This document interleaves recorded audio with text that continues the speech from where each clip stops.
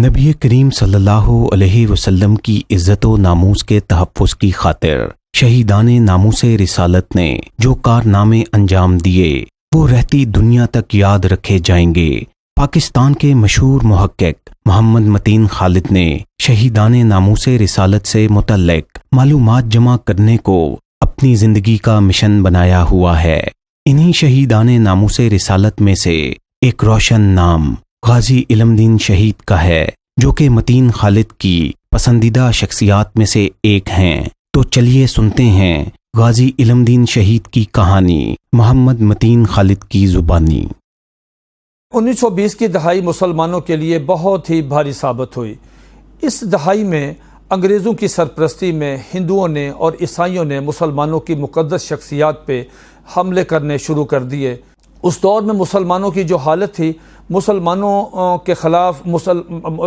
کے خلاف آریہ سماج کی، عیسائیوں کی، ہندوؤں کی سرگرمیاں جو تھی بہت زیادہ تھیں۔ وہ مسلمانوں کے ساتھ مناظرے کرتے تھے۔ ان مناظروں کے دوران جھوٹے مدعی نبوت مرزا غلام احمد قادیانی کے جو ماننے والے پیروکار جو تھے انہوں نے ہندوؤں کی جو مقدس شخصیات تھیں ان کے خلاف بہت زیادہ بکواس کی اور بہت زیادہ دل آزار جملے کسے اپنی کتابوں میں، رسالوں میں لکھے۔ پس پردہ ہندوؤں نے اس کا بدلہ لیتے ہوئے حضور نبی کریم علیہ الصلوۃ والسلام کی شان میں یہ گستاخانہ کتاب شائع کی۔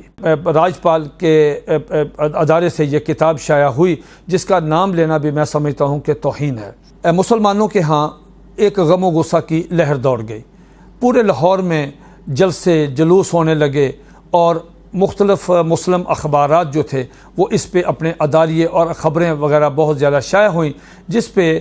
لا اینڈ آرڈر کا مسئلہ پیدا ہونا شروع ہو گیا۔ چنانچہ حکومت نے فوری طور پہ راجپال کو گرفتار کیا اور معمولی سی دفعہ لگا کر اس کے خلاف پرچہ دے دیا۔ راجپال کا مقدمہ چلا، اسے سزا ہوئی اور وہ سزا جو ہے ہائی کورٹ نے ختم کر دی۔ اس پہ مسلمانوں کا غصہ مزید بڑھنے لگا۔ چنانچہ اسی دوران جب مسلمانوں کے ہاں ایک غم غصہ کی لہر دوڑی ہوئی تھی، اسی دوران مختلف جو جلسے ہوئے، اس میں ایک جلسہ دلی دروازہ کے قریب شاہ محمد غوث رحمۃ اللہ علیہ کے دربار کے قریب احاطہ عبد الرحیم میں ایک بہت بڑا مسلمانوں کا اجتماع ہوا، جہاں سید عطا اللہ شاہ بہاری رحمۃ اللہ علیہ نے خطاب کیا، اور وہ خطاب اتنا جذباتی اور اتنا خوبصورت تھا کہ ہر آدمی وہاں تڑپ کر رہ گیا۔ اس اجتماع میں غازی علم الدین شہید بھی تھا، اور جو پوری توجہ کے ساتھ یہ تقریر سن رہا تھا۔ سید عطا شاہ بہاری رحمۃ اللہ علیہ نے اس مجمع میں بڑی ایمان پرور اور بڑی پرجوش تقریر کرتے ہوئے فرمایا کہ نوجوانوں، مسلمانوں، کیا تمہاری غیرت کو کیا ہوا؟ کہاں گئی تمہاری غیرت؟ آج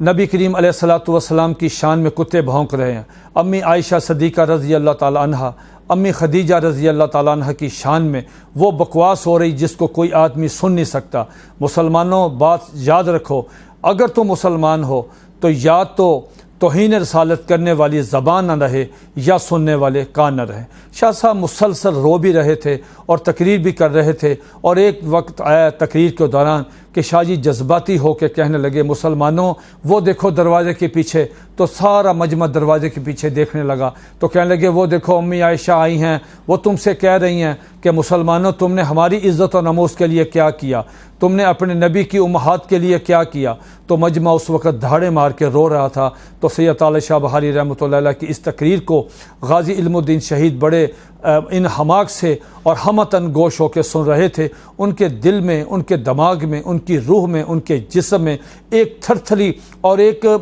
طوفان برپا تھا۔ وہ آنسوؤں کا بہاتے ہوئے اور اپنے کمزور جسم کے ساتھ بڑی مشکل سے اپنے گھر پہنچے۔ رات کو سوئے تو حضور نبی کریم علیہ الصلوۃ والسلام کی زیارت بھی نصیب ہوئی، اور بعض حضرات کہتے ہیں کہ ان کو ایک نہایت خوبصورت بزرگ جو سفید لباس میں ملبوس تھے، انہوں نے غازی علم الدین شہید سے کہا کہ علم الدین اٹھو اور حضور نبی کریم علیہ الصلوۃ والسلام کی توہین کا بدلہ لو، اور راجپال کی دکان پہ جاؤ، اس کو جہنم واصل کرو۔ صبح یہ خواب دیکھ کر جب وہ اٹھے تو وہ پسینے میں شرابور تھے۔ اس کے بعد غازی علم الدین شہید رحمۃ اللہ علیہ کو مسلسل یہ 3 دن خواب آتا رہا۔ اس کے بعد جب یہ تقریر سننے کے بعد ان کی کائی پلٹ گئی اور یہ 6 اپریل کو صبح اٹھے، محلے کی مسجد میں انہوں نے نماز پڑھی، واپس آئے تو اپنی والدہ صاحبہ سے اپنی پسند کا ناشتہ کیا، فرمائش کر کے انہوں نے ناشتہ کیا۔ اس کے بعد یہ روزانہ اپنی والدہ صاحبہ سے 1 آنا خرچے کے لیے لیتے تھے، تو اس دن انہوں نے 4 آنے اپنی والدہ صاحبہ سے لیے اور سفید رنگ کا بڑا خوبصورت نیا سوٹ انہوں نے پہن کر اور سر پہ ٹوپی امامہ وغیرہ پہن کر یہ گھر سے نکلے، ماں کو اللہ حافظ کیا، اور اس کے بعد یہ لنڈا بازار کے بالکل قریب نولکھا بازار کے ساتھ مارکیٹ ہے لوہے کی، آج کل لوہے کی مارکیٹ ہے، تو وہاں سے انہوں نے آتما رام سے ہندو کی دکان سے 13 انچ لمبی چھری خریدی، اور چھری خریدنے کے بعد یہ راج پال کی دکان پہ ہسپتال روڈ کے نزدیک پان منڈی کے بھی اسے کہتے ہیں، تو اس بازار میں یہ راج پال اینڈ سنز کی دکان پہ آگے جس نے یہ توہین آمیز کتاب شائع کی تھی۔ انہوں نے اس کے نوکروں سے پوچھا کہ راجپال کدھر ہے؟ انہوں نے کہا وہ اندر بیٹھا ہے، تو یہ راجپال کے پاس گئے اور راجپال سے جا کے کہنے لگے کہ راجپال کو مل رہا ہے، تو راجپال نے پوچھا کیا کام ہے؟ میں ہی راجپال ہوں۔ انہوں نے وہ چھری نکالی اور چھری اس کے سینے میں اتنے زور سے اللہ اکبر کا نعرہ لگاتے ہوئے ماری اور اسے کہا کہ یہی کام تھا اور میں اسی کام کے لیے آیا ہوں۔ تو اس کے بعد انہوں نے اس پہ پے در پے کئی وار کیے، اور وار کرنے کے بعد یہ دکان سے وہاں کھلبلی مچ گئی، اس کو نوکروں نے شور مچانا شروع کر دیا۔ تو غازی علم الدین شہید رحمۃ اللہ علیہ جب اسے قتل کر چکے تو چھری ہاتھ میں تھی، ان کے جسم کے جو کپڑے پہنے تھے اس پہ بھی چھینٹے تھے اس ناپاک خون کے۔ خیر یہ باہر نکلے اور مشرق کی طرف بڑے آرام کے ساتھ یہ چلے گئے، اور جانے کے بعد یہ ساتھ ہی سلطان ایبک رحمۃ اللہ علیہ کا دربار شریف ہے، وہاں پہ یہ گئے، اور اس کے سامنے لکڑی کا ایک ٹال ہوتا تھا کسی زمانے میں، تو وہاں پہ انہوں نے نلکا تھا، وہاں پہ انہوں نے بڑے اطمینان کے ساتھ اپنی چھری کو دھویا، اپنے ہاتھوں کو دھویا، وہ جو ناپاک خون کے چھینٹے پڑے تھے اپنے کپڑوں پہ اس کو صاف کیا۔ اگر غازی علم الدین شہید رحمۃ اللہ چاہتے اور بھاگنا چاہتے وہ کنواں سے، تو اس کے ساتھ ہی بالکل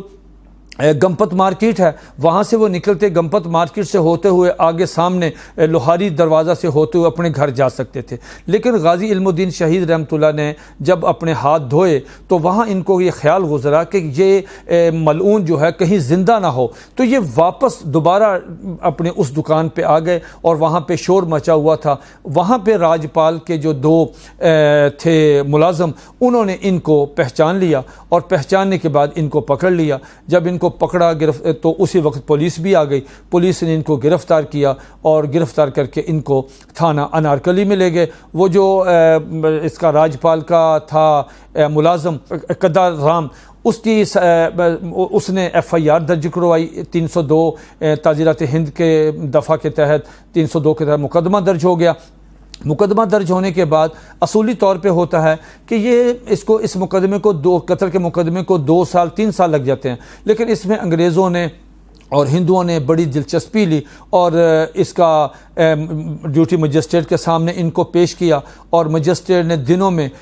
یہ چلان پیش کر کے اور قانونی تقاضے بھی پورے نہیں کیے، اور سیشن کورٹ کی عدالت میں بھجوا دیا، اور سیشن کورٹ کی عدالت سے یہ دنوں میں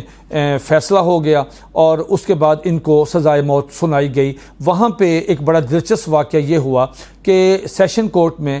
بیرسٹر محمد سلیم جو تھے یہ غازی علم الدین شہید رحمۃ اللہ علیہ کی طرف سے پیش ہوئے، تو وہاں پہ بیرسٹر سلیم نے یہ عدالت سے کہا کہ میرے موکل نے غازی علم الدین شہید نے یہ قتل نہیں کیا، لہٰذا اس کو آپ بری کریں۔ تو جب یہ جملہ جب کہا تو غازی علم الدین شہید چونکہ وہ کٹہرے میں موجود تھے، سن رہے تھے، تو غازی علم الدین شہید رحمۃ اللہ علیہ نے بے اختیار چیخنا اور چلانا شروع کر دیا، اور جج صاحب کو مخاطب ہو کے کہا کہ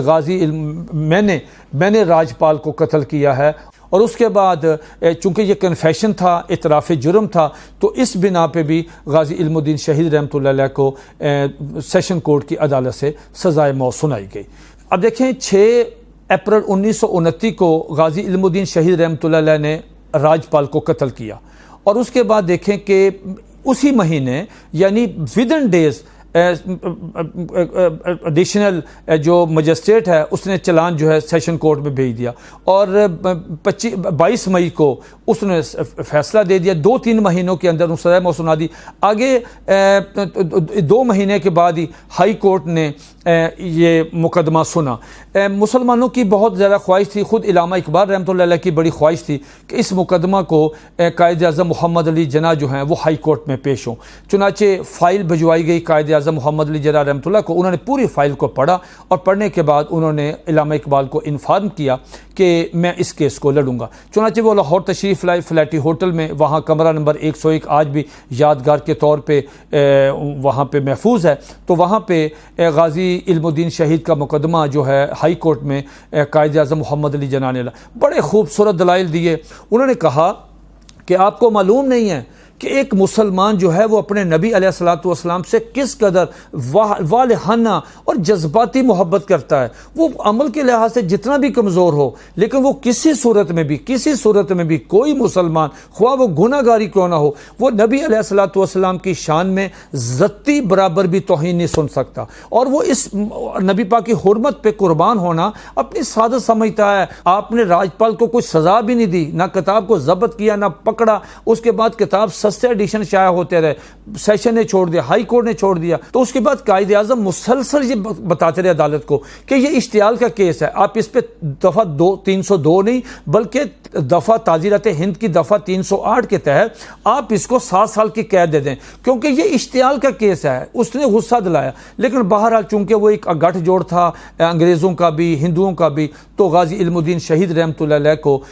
سزائے موت برقرار رکھی۔ پھر وہ پریوی کونسل میں ایک اپیل ہوتی ہے، وہ لندن جاتی ہے، اس کے کاغذات جو ہے وہ بھی قائد اعظم رحمۃ اللہ علیہ نے تیار کیے، لیکن وہاں سے بھی اپیل جو ہے وہ خارج ہو گئی۔ بالآخر 30 اور 31 اکتوبر کی رات کو غازی علم الدین شہید رحمۃ اللہ کو میاں والی جیل میں سزائے موت جو ہے وہ دے دی گئی۔ یہ پھانسی کی سزا جو تھی یہ ہونی چاہیے تھی لاہور میں، لیکن حکومت نے لا اینڈ آرڈر کے خدشے کے پیش نظر، اور کہ بھی مسئلہ پیدا ہو جائے گا، مسلمان جلوس نکالیں گے، یہ ہوگا، چنانچہ وہ دور دراز میاں والی جیل میں ان کو پھانسی دے کے وہیں پہ دفن کر دیا۔ تو اس پہ علامہ اقبال رحمۃ اللہ علیہ اور جو جید ہمارے مسلمان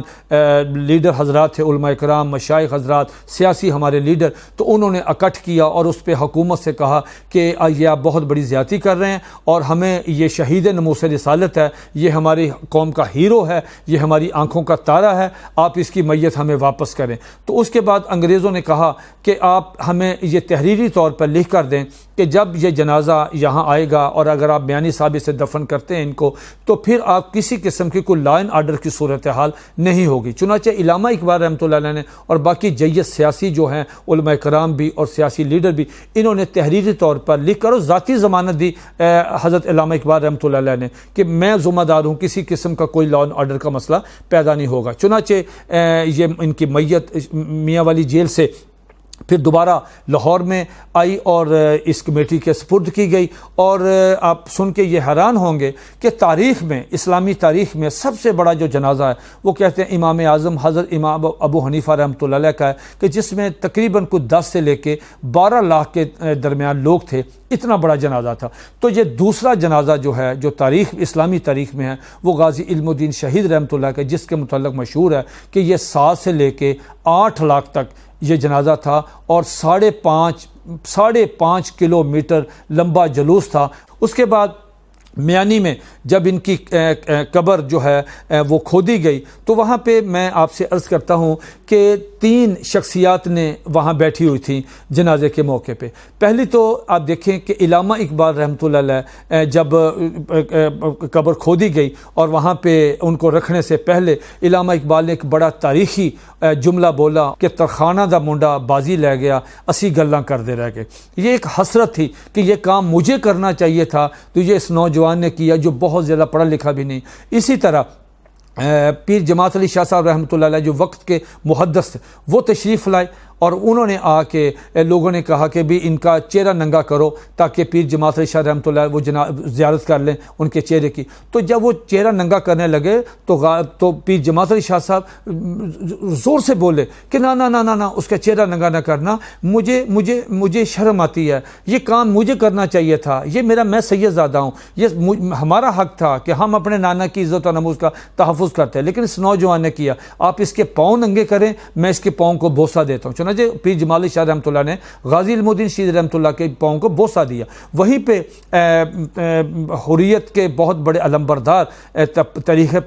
تحریک پاکستان کے مولانا ظفر علی خان صاحب نے بڑا معروف شعر کہا کہ نماز اچھی, حج اچھا, روزہ اچھا, زکوٰۃ اچھی, مگر میں باوجود ان کے مسلمان ہو نہیں سکتا, نہ جب تک کٹ مروں میں خواجہ بطحہ کی حرمت پر خدا شاہد ہے, کامل میرا ایمان ہو نہیں سکتا.